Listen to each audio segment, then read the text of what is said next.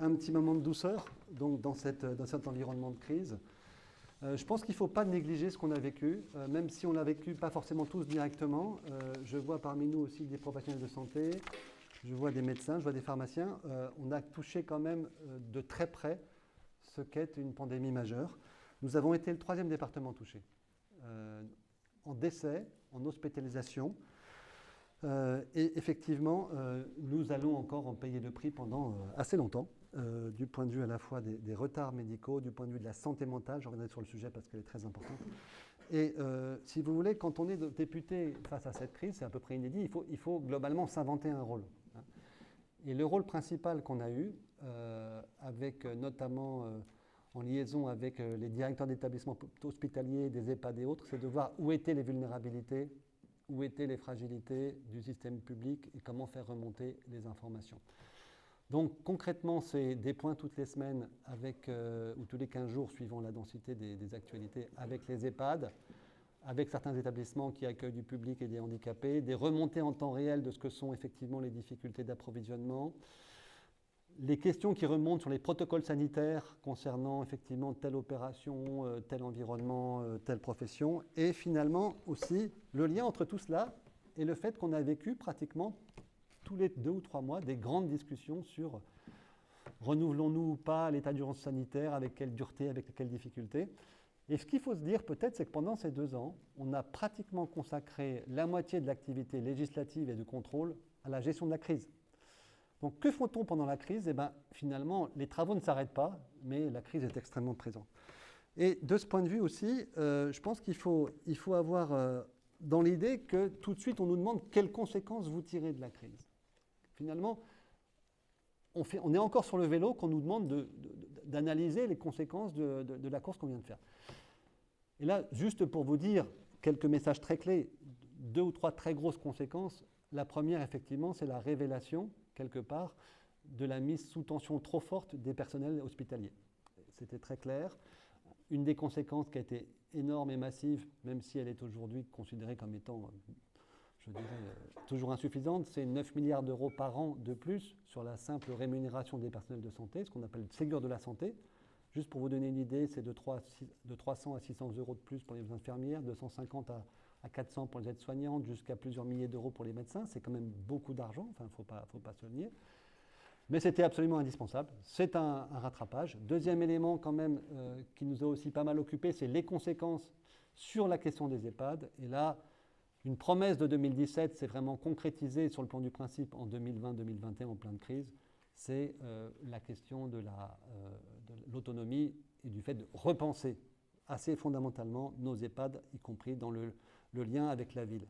Et le troisième élément, c'est effectivement trouver des façons de mieux intégrer, et tous les élus l'ont vu ici, c'est-à-dire la compétence territoriale en santé, elle n'existe pas sur le papier, mais elle existe complètement dans la réalité. Donc comment on doit réinventer le lien entre, je veux dire, ARS, préfet, collectivité, comment est-ce qu'on remet effectivement l'hôpital au centre de la ville, comment on fait le lien entre l'hôpital et la médecine libérale. Tout ça, ce sont des questions fondamentales, c'est Ma Santé 2022. Je veux dire qu'on y a passé beaucoup de temps. On est juste, je dirais, en plein milieu du gué. Donc les dépenses, elles sont déjà votées, en réalité, dans le plan de relance, dans la planification budgétaire, dans le Grenelle 2022, dans le Ségur de la santé. Elles sont aussi quelque part votées parce qu'il y a une allocation, je ne rentre pas dans le détail trop technique, mais de CRDS, CSG et cotisations sociales pour financer à terme le plan autonomie. C'est quelque chose qui est absolument fondamental. La conséquence quand même de tout cela, c'est que le système a tenu bon. La pauvreté elle-même n'a pas explosé. La situation sociale critique, il y en a eu beaucoup, mais franchement, on peut dire qu'on en est sorti, pas de la crise, mais de cette phase de la crise, en étant plutôt, convaincu que les fondamentaux du système étaient quand même assez solides. Après, il y a plein de problèmes sur lesquels on peut dire assez anticipés ou pas. Je pourrais répondre à quelques questions là-dessus. Deuxième aspect, c'est l'économique. Alors, l'économique, peut-être distinguer le macro du micro. En gros, le macro, c'est on vote tous les 3 mois 15 à 25 milliards. On a juste dépensé en 2 ans, 300 milliards d'euros de plus sur la crise. Voilà, donc vous imaginez, quand on vote un budget en décembre, on revote un deuxième et un troisième budget et un quatrième budget. Voilà, donc des projets de loi de finances rectificatifs comme on n'a jamais eu. Et vous connaissez les éléments fondamentaux. Hein. C'est évidemment le plan de relance avec les effets d'avenir, mais aussi cotisation, les 3 éléments, les prêts garantis par l'État. Pour l'instant, ils ne coûtent quasi rien parce que les gens remboursent. Donc ça veut dire que notre action faillite a fortement marché. Il y a moins de déclarations de liquidation judiciaire cette année et l'année dernière que les années précédentes. Il y en a moins. Ça veut dire aussi peut-être qu'on a sauvé des canards boiteux qui n'auraient peut-être pas dû l'être. Hein. Voilà, non mais ceci dit, il vaut mieux ça que l'inverse. Voilà. Chômage partiel, ça a globalement très bien marché, même s'il y a un petit peu de fraude. On ouvre tellement les robinets qu'il ne faut pas imaginer qu'on ne va pas avoir de fraude. On le sait qu'on va avoir de la fraude. Mais le bilan coût-avantage entre 3% de fraude sur 100% et 97% bien utilisé, il faut l'assumer, et même s'il faut l'été. Et puis, troisième élément, effectivement, c'est le fonds de solidarité. Voilà, des petites photos là qui sont intéressantes. C'est l'impact, c'est quelque chose qu'on a fait avec Aline, avec Véronique, avec Walid et avec d'autres. Très, très intéressant de voir l'impact sur le commerce local. Alors, les élus le savent bien, je le dis pour les autres. Augmentation forte du chiffre d'affaires du commerce de proximité dans le centre-ville. C'est assez contre-intuitif. Et puis, je dirais, mise en faillite des petits commerces de proximité des grands centres d'affaires. Voilà. Il se trouve que nous, dans la 9208, à Chaville en particulier et ailleurs, on est plutôt bien positionné par rapport à ça. On n'a pas de gros centres d'affaires. Donc, nos centres-villes, même s'il y a eu des grosses fragilités, ont plutôt bénéficié, notamment dans l'alimentaire, de ces affaires. Donc, on n'a pas, pour nous aujourd'hui, on a vu des grands changements de comportement. On a vu des essais de commerçants qui souhaitaient passer au numérique. Je pense que tous les maires et tous les adjoints peuvent en témoigner. Voilà, ça a été aussi maintenant un élément d'accélération. Qui ne sait plus ce que c'est qu'un QR code aujourd'hui? Non mais voilà, on a franchi une étape. Et dernier point, tout petit point, je termine. Je sais que c'est long, hein, c'est la question de l'impact sur l'emploi. C'est un très gros paradoxe et notre circonscription en est un bon exemple. Là, vous voyez Madame Bonnet, je la vois pratiquement tous les 6 mois. Elle me raconte des choses très précises sur effectivement les tendances de l'emploi et je les fais remonter ensuite. On a un taux d'emploi qui augmente, on a des offres d'emploi qui sont très fortes, nettement plus fortes qu'il y a 1 an, un peu moins fortes qu'il y a 2 ans. On revient à des niveaux d'offres d'emploi. On a une augmentation du taux d'emploi et on a en même temps une augmentation du chômage de longue durée. C'est-à-dire que dans un des territoires les plus dynamiques de France, sur lequel, je dirais, on a des besoins de recrutement partout, on a une augmentation année après année du chômage de longue durée. Et donc ça nous dit le défi, très clairement. Le défi, c'est l'économie toute seule ne règle pas tout. L'offre d'emploi par des entreprises solvables ne règle pas tout. Il faut ensuite qu'on trouve 2 réponses. Je reviendrai là-dessus tout à l'heure, c'est-à-dire la réponse en termes de qualification, et puis est-ce que oui ou non on a la bonne manœuvre qui permet de faire, et puis la réforme en termes de, je dirais, d'augmentation de la qualité de l'emploi perçu par le salarié. Et ça relève plus de l'employeur. Les employeurs nous le disent, hein, on n'a pas fait ce qu'il fallait. Les gens du BTP nous disent, on s'est comporté comme des sagouins pendant 10 ans, parce qu'on vivait au jour le jour, on n'a pas préparé la relève, et donc maintenant on n'a plus personne, et donc on recrute à l'étranger. Ça, c'est ce que dit le BTP. Et donc on leur dit maintenant, qu'est-ce que vous faites? Voilà, donc on est sur des systèmes qui sont assez fragiles socialement, parce que même la performance économique, et on peut dire, j'assume moi que Macron a une très bonne performance économique globalement, il n'y a pas eu de grosse erreur de fait, ne permet pas directement la performance sociale. Et ça, c'est une vraie difficulté pour nous. Et ben voilà. Super. Super, je reprends bien. Merci beaucoup. Du coup, on va passer au premier témoignage de Patrick Cruel, maire adjoint santé et urgence sanitaire à Chaville, qui va nous exposer tout ça et poser ensuite une question aux députés. Bonsoir à tous. Je suis ravi de me retrouver ici face à vous pour parler de cette crise sanitaire. Mais avant de vous parler de ça, je pense qu'on devrait avoir tous une petite pensée pour les proches, les familles de ceux qui ont été emportés par le Covid. Aujourd'hui, c'est 117 000 personnes en France, encore 60 morts aujourd'hui.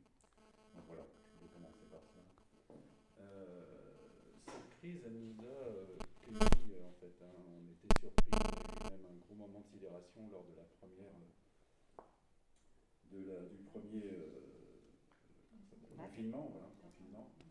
Et très vite, on a vu émerger parmi nous, et nous, nous étions entre deux tours de campagne, plein d'actions pour aider dans cette crise, hein, puisqu'il y avait des manques partout. Et ça a été un effet très positif. On s'est retourné vers nos concitoyens, on a aidé ceux qui en avaient le plus besoin. Est-ce que tu veux poser la question? Oui, bien sûr. Oui.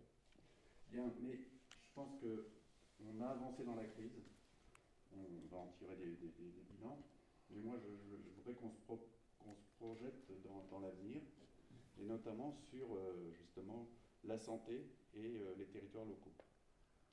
Donc qu'est-ce que dans demain, moi aujourd'hui j'ai la délégation de la santé, mais c'est du régalien de l'État pour moi. Je ne suis qu'un facilitateur en fait de la politique de l'État. Qu'est-ce qu'on peut faire justement pour favoriser, déployer mieux les politiques de santé au niveau des territoires? Merci. Je réponds avec ça. Je réponds avec ça. C'est une question qui est en fait, qui s'est posée avant la crise et qui se renforce avec la crise. En fait. Elle s'est posée avant la crise parce que nous avons, y compris, et on le sait tous ici, des déserts médicaux à 5 km de Paris et qui s'accélèrent. Et on a des initiatives même qui sont très tournées autour des maisons de santé qui sont en train de se casser la figure alors même qu'on y a mis de l'argent public. Donc il y a quelque chose qui ne marche pas. Il y a quelque chose qui ne marche pas dans l'organisation des soins, dans la démographie médicale, dans la disponibilité de l'offre de soins dans les différents territoires. Donc, alors, je ne suis pas un spécialiste de santé, je n'ai pas vraiment la réponse, mais ce que je sens aujourd'hui, c'est que deux choses. Globalement, il y a un problème quantitatif, maintenant au niveau français. Il y a un problème de répartition et un problème quantitatif. On ne peut pas avoir une politique de soins, on ne peut pas développer un peu une offre locale quand on veut la susciter, quand on est collectivité locale, si on n'a pas la ressource en médecins qui permettent effectivement d'attirer des profils et de les retirer. De ce point de vue, on a une vraie difficulté. Avec Ma Santé 2022, on a fait sauter le numerus clausus études médicales. Ça va mettre 10 ans. Voilà, ça va mettre 10 ans. Mais c'est important de l'avoir commencé à le faire. Parce que, deuxièmement, c'est que toutes les idées à travers, je dirais, les labels hôpitaux de proximité qui permettent de faire en sorte d'avoir du médecin libéral qui est dans l'hôpital, comme on commence à voir effectivement, par exemple, ici, juste à côté, quand on commence à faire de la médecine de ville qui peut bénéficier du plateau technique ou de la radiologie hospitalière, c'est-à-dire faire plus de liens entre le libéral et l'hôpital, pour moi, c'est très très bien, c'est très important. Et puis, les communautés de santé locales, effectivement, qui commencent à s'organiser, on en connaît ici. Moi, j'aurais simplement, en tant que regard extérieur, j'aurais deux remarques. La première, c'est que, je dirais, le prisme du médecin est quand même beaucoup trop dominant, à la fois dans la conception et dans la conduite de ces politiques. Nous, on a plus de collègues à l'Assemblée maintenant qui sont, je dirais, paramédicaux ou soignants de type infirmière, sage-femme et autres, et qui disent on n'en peut plus de ne pas être effectivement intégrés dans cette vision du médical. Et le deuxième point, c'est que moi je pense qu'il faut faire sauter cette barrière entre régalien et non régalien. C'est-à-dire qu'on a trouvé nous-mêmes, je dirais, on a prouvé que l'État, en période de crise, on se dit crise, ok, donc ministère régalien, logistique, armée, etc. En fait, non. En fait, on a tellement transféré les compétences, les agents, etc., qu'on ne peut plus faire. Donc, même la gestion de crise doit remettre en cause cette histoire d'autonomie ou de l'État. L'État est là pour, effectivement, assurer un clearing. Je pense qu'on a beaucoup à apprendre de nos exemples étrangers. Et moi, j'ai poussé, donc j'ai demandé avec d'autres collègues, à ce qu'il y ait effectivement, non pas uniquement une gestion très, très immédiate de la mise en œuvre de Ma Santé 2022 pour le plan tel qu'il était prévu, mais un retour d'expérience sur la gestion de crise et la planification. Je prends un petit exemple. Est-ce que c'est normal que ça relève un sujet sur le fait de ne plus avoir de masques, sauf quand ils sont pourris. Alors, il y a personne de l'IGAS ici qui pourra éventuellement commenter, mais est-ce que ça relève du choix d'une seule direction d'administration centrale de dire oui ou non quel niveau de stock on a? Voilà. Ça, c'est un truc, à mon avis, qui n'est plus possible. On se sent tous responsabilités quand la crise éclate. Chacun des maires se dit comment je fais, chacun des présidents de conseils départementaux, et on a vécu une confusion absolue, parce qu'il n'y avait pas de règle du jeu. Et je pense qu'il faut une règle du jeu avec les collectivités, en amont, pour que quand la crise éclate, chacun sache ce qu'il a à faire. Voilà. Merci. Du coup, maintenant, on va prendre une question qui avait été posée dans le typeform lors de l'inscription. Je ne sais pas si Laurent Chu est dans la salle. Il est là. Super, il va pouvoir poser sa question au député. Ah, bah on va vous la donner si vous voulez. Mais après, peut-être qu'il ne s'en rappelle pas du tout. Oui, en fait. c'est ça. Moi, c'est ce que j'avais. Alors, la question sur la crise sanitaire et la crise économique. La crise économique, Oui, voilà. sur la crise économique, il y avait, Oui, c'est ça. tu as évoqué tout à l'heure, Jacques, aussi les dépenses qu'il y a eu Oui. pendant cette crise. On a bien vu l'effort Il faut de citer l'État. la question, en fait. A posteriori, on se pose la question, et c'est vrai que le sujet n'est pas encore forcément traité. Comment est-ce qu'on va traiter cette dépense? Quels vont être les enjeux pour nous? Quelle vision est-ce que vous avez aujourd'hui de cette prise en compte de cette dette qu'on imagine importante? Auparavant, la dette française était déjà à un certain niveau, et le président Macron avait effectivement pris comme aussi décision de réduire cette dette. Donc ça, c'est un questionnement. Comment on se pose? Alors, Merci. Pardon. C'est une question assez fondamentale. Merci à Laurent de la poser, surtout qu'elle peut retomber, comme je vois pas mal de gens qui sont quand même assez proches de la majorité présidentielle dans cette salle, là il y a peut-être quelques éléments à retenir, si je me permets, sur finalement la façon dont on adresse cette stratégie de la dette et du déficit. À plusieurs niveaux. D'abord, peut-être rappeler que, si on se réfère à l'avant-crise, nous sommes arrivés enfin en 2018 en dehors du processus de déficit excessif. Ça n'avait pas été le cas depuis à peu près une dizaine d'années. Donc avant la crise, on était arrivé en dessous de 3% du déficit et la dette elle-même, la trajectoire de la dette était considérée comme soutenable par la Commission européenne. Qu'est-ce qui s'est passé pendant la crise? 17 points de PIB de dette en plus. On est à peu près à 116% de déficit public. On était pratiquement à 99, 98. On essayait de passer à 97, 96. Ces 17 points de PIB, c'est 17 points de PIB, c'est 17% d'augmentation en points de PIB, c'est 116% de déficit sur PIB aujourd'hui. On était à 99 auparavant. L'année prochaine, on sera à 114% du PIB. Et aujourd'hui, on est effectivement à un déficit qui est absolument record de 8,4%, qui est à peu près 1,5 point à 2 points de moins que ce à quoi on s'attendait pour 2021 en exécution. Pourquoi? Parce que la croissance est meilleure que ce qu'on avait prévu. Et l'année prochaine, on repasse à 4,8% du PIB pour effectivement retourner à 3% probablement, non pas en 2024, mais en 2025. Donc il y a une vraie bosse. Aujourd'hui, ce sur quoi finalement on s'est engagé? Sur 3 choses. D'abord, maintenir et développer le potentiel de croissance. Ça, c'est une réponse absolument clé. C'est-à-dire il faut être en capacité de rembourser. Ça veut dire qu'il faut trouver le moyen de faire des financements d'avenir qui permettent d'améliorer la croissance. Il y a 2 grosses poches de financement, je vais simplifier, qui est le financement de la compétence, capital humain, plus de 14 milliards d'euros qui ont été faits sur le plan des compétences. C'est ce que je disais tout à l'heure, c'est-à-dire performance économique, pas de performance sociale. C'est vraiment ce sujet-là, quoi. Et puis, deuxièmement, c'est effectivement les investissements de type, je dirais, technologique, recherche, développement et industrialisation. Alors, dans ce contexte, il y a un principe qui a été pris, c'est on n'augmente pas les impôts. Et on va même continuer à diminuer les impôts, notamment les impôts de production. on n'augmente pas les impôts, moi j'aurais un bémol. Je vous dirai tout à fait. Donc je suis d'accord avec ce principe, j'aurais quand même un bémol sur ce principe. On est en France globalement plus imposé que nos concurrents, donc ça commence à bien faire. On ne va pas trouver à chaque fois des excuses pour augmenter les impôts. Ok, super. D'autre part, les gens ont envie quand même de faire en sorte d'avoir à peu près un rendement sur leurs investissements et leur travail qui soit correct par rapport à ce qu'ils peuvent espérer.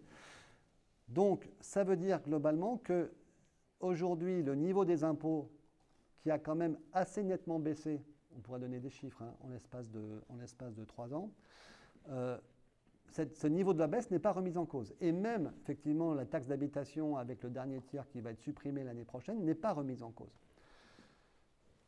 Donc, si on voit augmenter les dépenses aujourd'hui, et là vous aurez peut-être un débat politique en disant oui, mais quand même ils augmentent les dépenses l'année prochaine, donc on augmente les dépenses l'année prochaine, dans le budget qu'on va voter là, de 16 milliards d'euros. Donc le parti qui est pris, c'est continuer à faire des économies là où c'est possible, mais ne pas remettre en cause les lois de programmation et le plan de relance. Les lois de programmation, c'est ce qu'on s'est engagé à financer sur plusieurs années. Je vais en donner 4 exemples. Militaire, on ne veut pas mettre en cause la remontée de la capacité parce que ça tape à l'extérieur. Deuxièmement, c'est l'enseignement. Troisièmement, c'est la recherche. Quatrièmement, c'est le Ségur de la santé. Et puis, il y a un cinquièmement qui va être voté très bientôt, c'est la LOPSI, c'est-à-dire sécurité et justice. Police et justice. Ces 5 éléments qui sont des éléments pluriannuels dont les cadrages budgétaires datent déjà il y a 1, 2 ou 3 ans vont être totalement respectés. En revanche, on continue à faire des économies assez sérieuses. Quelquefois, ces économies ont un sens économique et social assez marqué. Je vais donner un exemple. Aujourd'hui, rentre en action la réforme de l'assurance chômage. Qu'est-ce qu'elle dit? Elle dit 2 choses. Elle dit, globalement, on va pénaliser la permittence, c'est-à-dire la, entre guillemets, complicité entre l'employeur et le salarié pour alterner période de travail et période d'indemnisation, qui globalement ont des effets pervers importants. Donc ça, c'est plusieurs milliards d'euros d'économies, et en même temps, on va augmenter le malus sur les entreprises qui effectivement font des excès de CDD. Voilà, c'est quelques milliards d'euros, on verra bien, peut-être 2,5 milliards. Ce sont des éléments qui doivent permettre de réinciter ce retour au travail. Après, il y a peut-être des risques sociaux derrière qu'il faudra regarder et sur lesquels il faudra peut-être réagir. Mais donc, si je veux me résumer, la ligne de conduite pour l'avenir, c'est respectons les programmations qui ont été révélées par la crise sociale ou par la crise de la recherche et autres. Et deuxièmement, n'augmentons pas les impôts, mais essayons de faire des économies fortes là où c'est possible. Alors moi, voilà, je n'ai qu'un problème qui aujourd'hui n'est pas résolu et que j'aimerais bien quand même voir traité, je le dis à titre personnel, c'est qu'il y a aussi d'énormes bénéfices dans la crise. Alors, il y en a un que j'ai traité de façon assez directive sur la question de l'assurance, et notamment l'assurance automobile et transport, où il y a eu quand même pas mal d'argent. Donc j'ai fait une mission spéciale, elle a eu des conséquences. Je vais donner 2 chiffres. 300 milliards d'augmentation de la dépense publique. 270 milliards d'augmentation de la richesse des 500 plus grandes fortunes. Dans la même période, plus 37% de patrimoine en moyenne. Et donc, quand on se dit, mais ok, on vient de se prendre 17% de PIB, ça va nous handicaper assez fortement pendant pas mal d'années. Et pendant ce temps-là, des gens à qui je reproche absolument rien, qui font bien leur boulot, mais voient leur valorisation boursière exploser. Alors la valorisation boursière, ce n'est pas forcément un patrimoine qu'on peut toucher immédiatement. Et on veut des entreprises qui marchent. Mais je pense cependant que par rapport à l'angoisse qui existe sur l'avenir de nos enfants, la compression de la classe moyenne, la difficulté effectivement à financer les politiques sociales et autres et la transition écologique, je pense qu'on ne peut pas ne pas avoir de discours ou de vision sur la question de ce type d'inégalité. Voilà. Et je pense que ce serait important que ce sujet soit abordé à l'avenir parce que 300 milliards de dettes publiques et 270 milliards d'augmentation du patrimoine net sur la même période pour juste 500 personnes, c'est juste quelque chose qu'il faut réconcilier. Excusez-moi, une question très... On va redonner la parole au public peut-être, oui. Justement. Un sujet sur lequel je ne vous entends pas vous exprimer, c'est la dette. Il y a donc, je comprends qu'il n'y a pas de problème de dette. C'est bon? Ah, mais c'est très bien. C'est juste Alors, la dette, un élément manquant dans le... ce qui est vrai, c'est qu'il n'y a absolument aucun problème de dette à court terme, puisque, je vais donner 2-3 chiffres, mais on emprunte à taux nul et on a une maturité moyenne de 8 à 10 ans.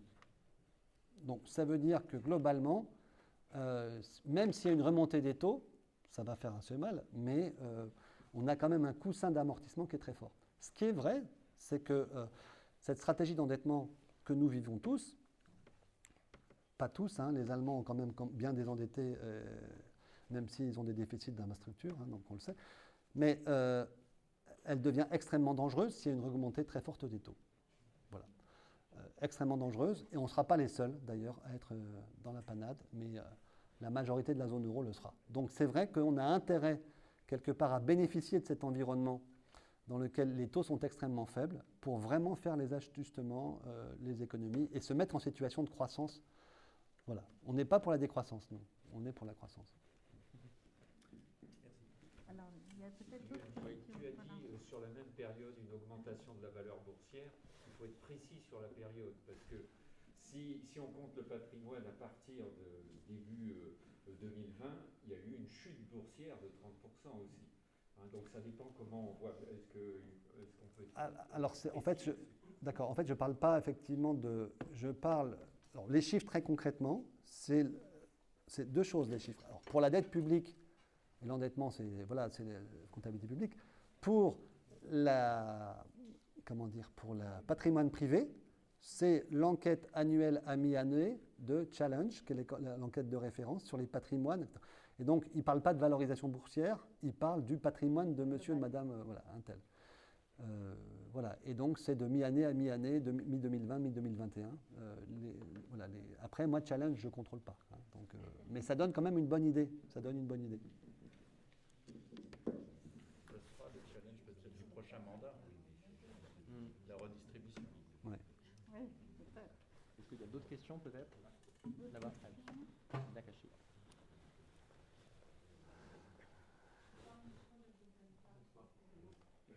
Oui, je voudrais revenir juste encore un petit peu sur la dette, parce qu'on parle toujours de la dette publique, mais il faut, qui sera d'ailleurs probablement cette année à peu près à 2800 milliards, ce qui n'est quand même pas rien. Mais il faut ajouter aussi la dette d'un certain nombre de nos institutions. Je pense à la dette de la sécurité sociale, qu'on a du mal à rembourser avec la CADES. Je pense à celle de l'UNEDIC en particulier, qui, si ma mémoire est bonne, doit faire à peu près 80 milliards. Donc on a beaucoup d'organismes qui sont autour des pouvoirs publics, autour de l'État, mais qui eux aussi sont endettés et qui n'y arrivent pas. Alors, quand on parle de 116% de dette sur PIB, c'est la dette maastrichtienne, c'est-à-dire la dette garantie par l'État. Donc, si vous regardez par exemple la SNCF, c'est une dette maastrichtienne. Si vous regardez par exemple, je pense que l'UNEDIC, je ne suis pas sûr, mais par exemple les dettes de la sécurité sociale sont garanties par l'État. Donc on est quand même dans un contexte où il faut... ce ne sont pas nous qui jugeons notre niveau de dette en fait. Et c'est vrai que ça ne sert à rien quelque part de trouver des solutions de financement en s'endettant d'un côté, en pensant que ça ne va pas se voir ailleurs. On est globalement perçu comme une entité unique dès l'instant que l'État donne sa garantie. Bonjour, moi je suis élu à Châtillon en charge du commerce et je vais passer de la macro à la micro, si tu permets Jacques. Okay. C'est vrai que l'État a soutenu les entreprises et les commerçants à plusieurs niveaux, tant par les subventions que par le chômage partiel et plein d'autres plans de relance. Aujourd'hui, on voit le plan de relance de la transition pour les entreprises intermédiaires et les grandes entreprises.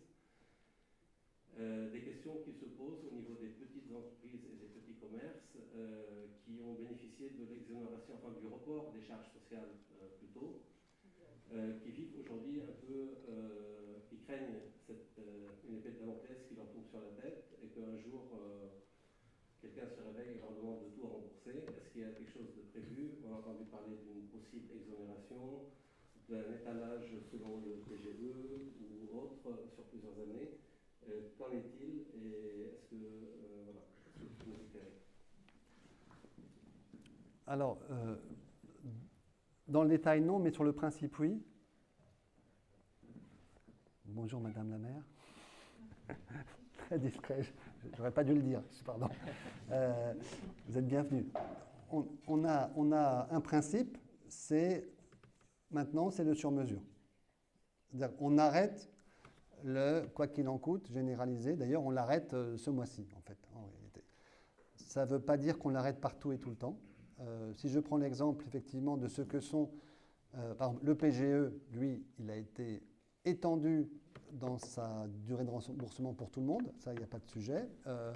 Les banques, en plus, sur un plan strictement commercial, peuvent effectivement continuer à le garantir pendant un certain temps.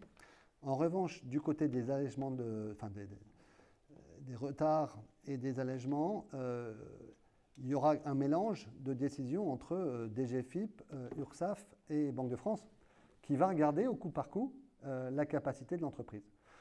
Et donc l'idée, c'est que dès qu'on est en situation normale, plus d'effet d'aubaine. Il y a eu beaucoup d'effets d'aubaine, c'est normal. Mais mon sentiment, c'est que on a repoussé le mur des faillites. On a vu qu'il n'y a pas d'Himalaya des faillites. On l'a entendu, cet Himalaya des faillites. Il n'y en a pas eu, il n'y en aura pas. Mais ce dont on est sûr, c'est que des entreprises qui ont globalement survécu pendant cette crise, grâce à ce fonds de solidarité, grâce au PGE, le fonds de solidarité lui-même n'est pas arrêté à 100%. Il y en aura quelques-uns qui iront droit parce qu'ils ont des situations très spécifiques. Mais on va avoir des faillites. Ça, c'est clair qu'on va avoir des faillites parce que des gens ont tenu de façon un peu artificielle. Et puis d'autres, évidemment, se sont épuisés un peu à la tâche, quoi. Il y a encore des questions. Attends, excuse-moi. Peut-être une dernière question avant de passer au sujet suivant. Une dernière question avant de passer à la Pour l'instant, c'est intéressant. de manière à pouvoir...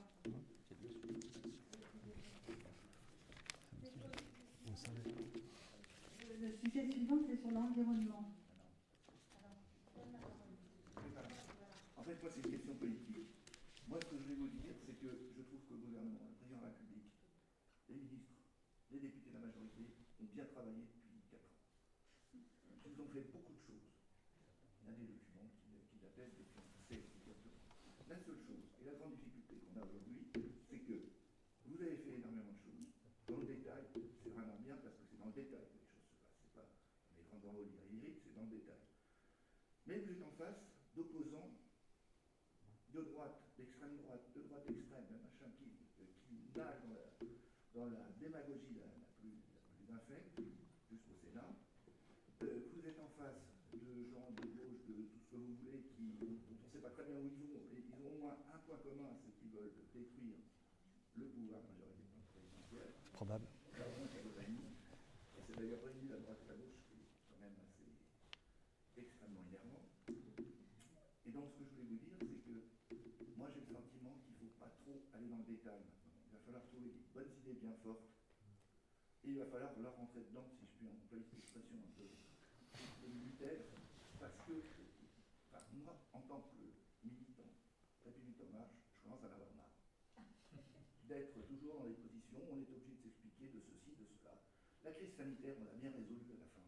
On a peut-être pataugé au début, enfin on est quand même le pays qui a le meilleur taux de vaccination, je crois, ou un des tout premiers. On a fait beaucoup de choses. Alors pourquoi toujours avoir besoin de se justifier de tout et pourquoi ne pas passer à un c'est juste la démocratie. Débat qui consiste à dire on y va, on donne quelques idées simples, on ne s'embarrasse pas trop de justification et on essaie de montrer là où on va. J'ajouterai un dernier point. Il y a un sujet où la majorité présidentielle n'a pas fait très fort, c'est sur la réforme administrative. On avait 36 000 communes en 2017, on en a 34 000, je crois. Bon, ça prouve que le sujet de l'organisation administrative locale et régionale et nationale n'est pas résolu.